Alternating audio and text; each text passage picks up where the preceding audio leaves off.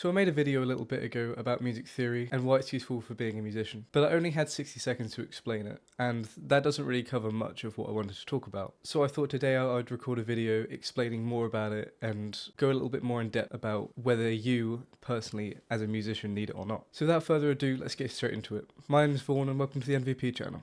So the first thing I want to talk about is music theory as a whole. For those of you who didn't know, music theory is the way that we build songs, and that's the way that we build instruments, and this changes throughout cultures all over the planet.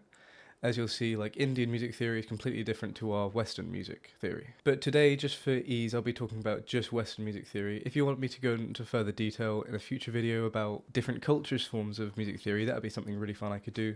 Just let me know in the comments below if you'd like that or not.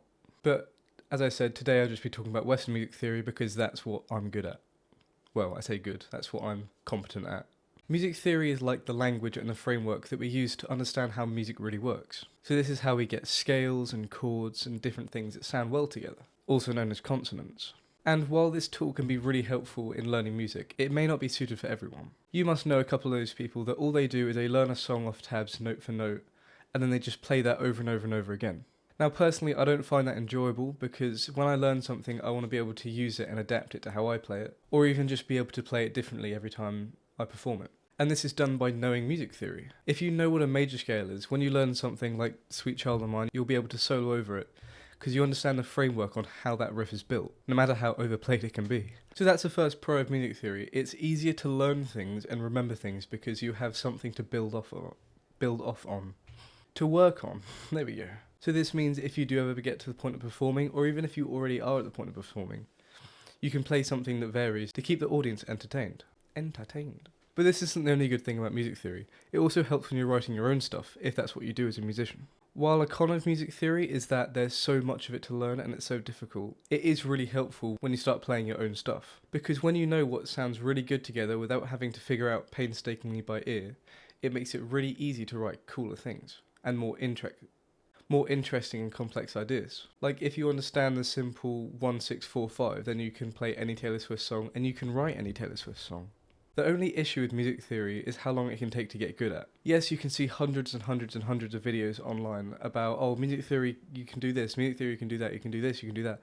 And it can get very, very overwhelming. And if you do learn music theory, I'd suggest sticking to one channel to explain it, because then there's no variation and there's no confounding variables.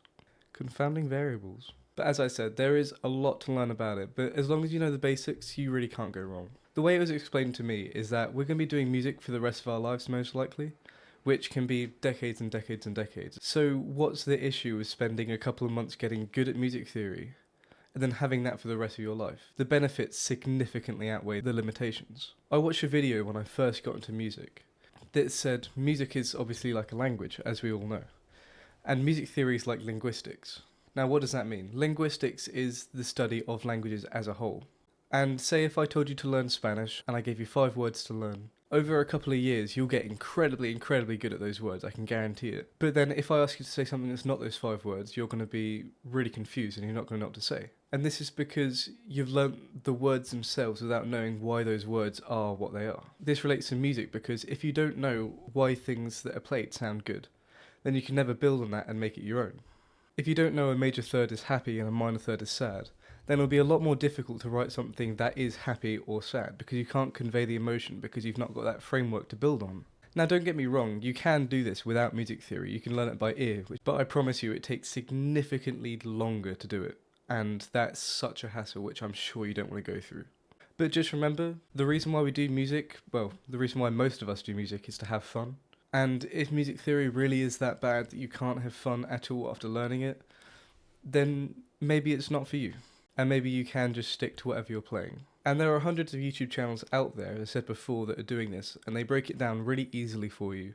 And although it may seem complex, I promise you it's really not. And when you have a go, you'll realise that this actually sounds pretty good. The first time you'll ever learn an arpeggio and sweep it, you will feel so cool, and you'll never stop doing it. And plus, everyone wants to be in that position where you can just solo over anything and just have fun playing. Just remember that music theory can help you convey the emotions that you want to out of your instrument. And over the course of your life, it's worth putting a little bit of time doing this, because it will improve your playing so much. But again, if you're just a player, you don't care about improvising or anything like that, and you just want to play straight songs, maybe basic chords, then by all means you don't need music theory and you don't need to watch this video or any other video about it. But if you're the kind that wants to experiment and have fun with that kind of stuff, then you should go for music theory, because personally I found it really fun, and I'm sure you'll find it fun too. That's all I wanted to say for today. Just remember, if you're not having fun doing it, then give it a little break. But give music theory a shot, because it can be really helpful for most people.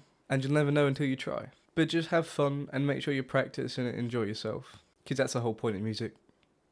Other than money. But there's not much money in this music business, I promise you. Make sure to let me know down in the comments below what your favourite part of music theory is, or even what your favourite thing to play is. And make sure to like and subscribe, because it really helps me out and it's free. But anyway, that's all. So go have some fun and I'll see you later. Thank you for coming to MVP.